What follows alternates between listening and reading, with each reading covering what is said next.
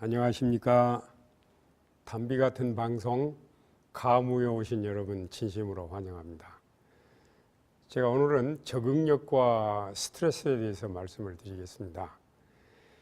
사람을 괴롭히는 질병의 90% 이상이 마음에서 오는데 보통 이제 학자들마다 80%에서 96% 이렇게 그 마음의 영향을 설명을 하는데, 저는 개인적으로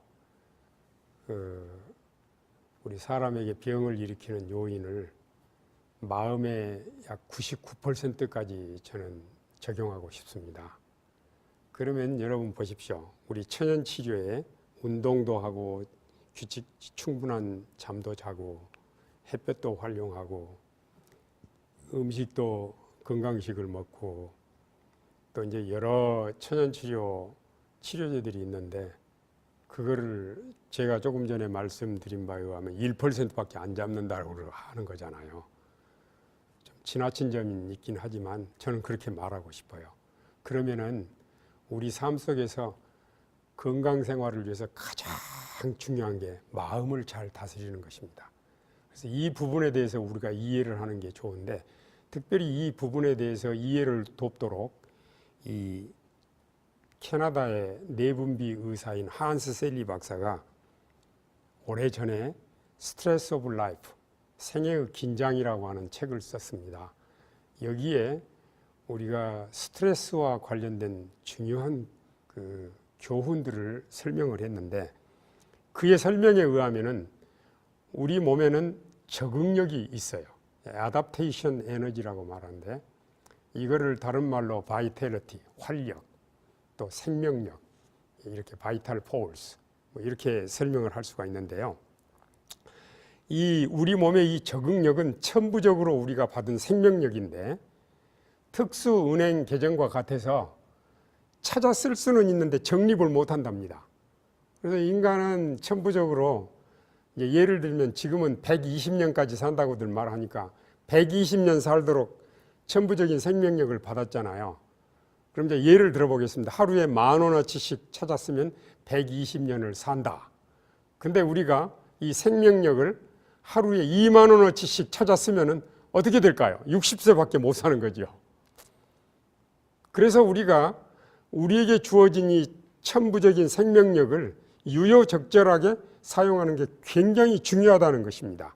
그래서 한스 셀리는 그 스트레스 오브 라이프라고 하는 그의 책에서 이 천부적인 생명력에 대해서 이렇게 설명을 했습니다. 제가 그 내용을 직접 읽어 드릴게요. 나는 생물마다 천부의 적응 에너지, 곧 활력을 가지고 있다는 것을 보여준 동물 실험을 기록했다. 이 활력은 장수하며 그리고 사고 없는 삶을 위하여 서서히 사용되든지 아니면 단명하고 더욱 건강이 많은, 긴장이 많은 생애를 하는 동안 신속하게 사용될 수 있다. 그리고 제가 조금 전에 얘기한 대로 특수 은행 계정과 같아서 찾아 쓸 수는 있지만 정립을 못한다. 그래서 우리가 건강하게 오래 사는 것은 찾아 쓰는 비율을 잘 조절할 때 가능하다. 이제 이런 설명이죠. 그래서 요즘은 이 이론에 부합하는 과학적인 데이터들이 많이 나와요. 예를 들면은요, 사람이 가장 장수하는 수면 시간은 7, 8시간이에요, 하루에. 그런데 하루에 6시간 자잖아요. 그러면은 수명이 약 35% 정도 단축이 됩니다.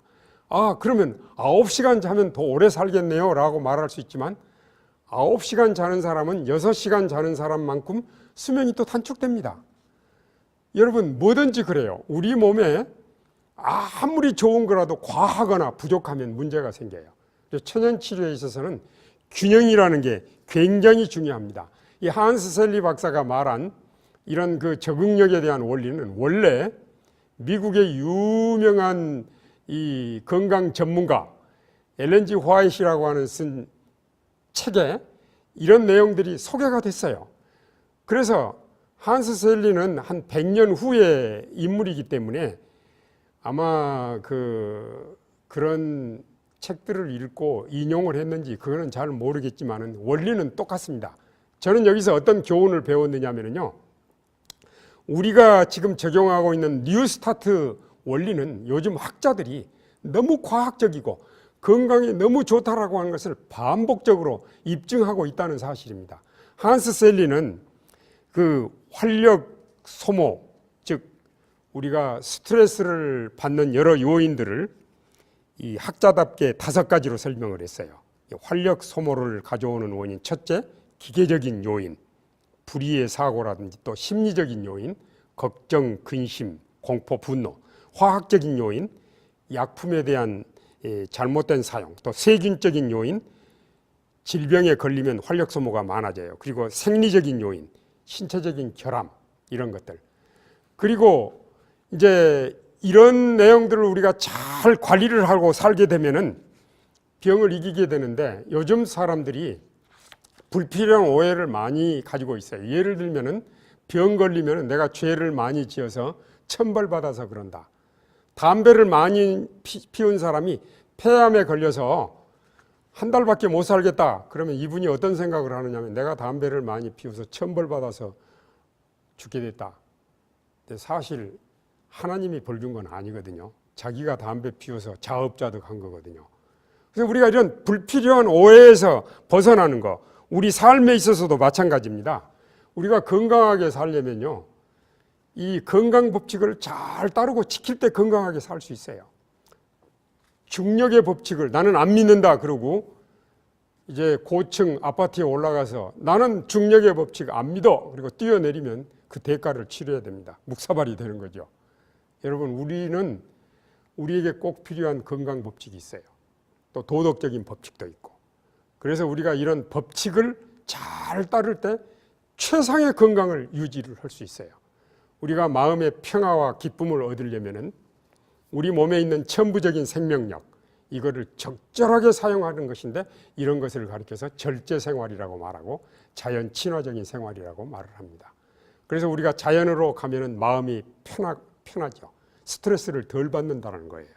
이런 마음의 평화 속에서 모든 병이 99%가 마음에서 온다고 생각한다면, 마음이 편하면 건강의 기본을 다 갖춘 것입니다. 행복한 삶을 통해서 항상 몸과 마음이 건강하고 행복하게 사시기를 바랍니다. 감사합니다.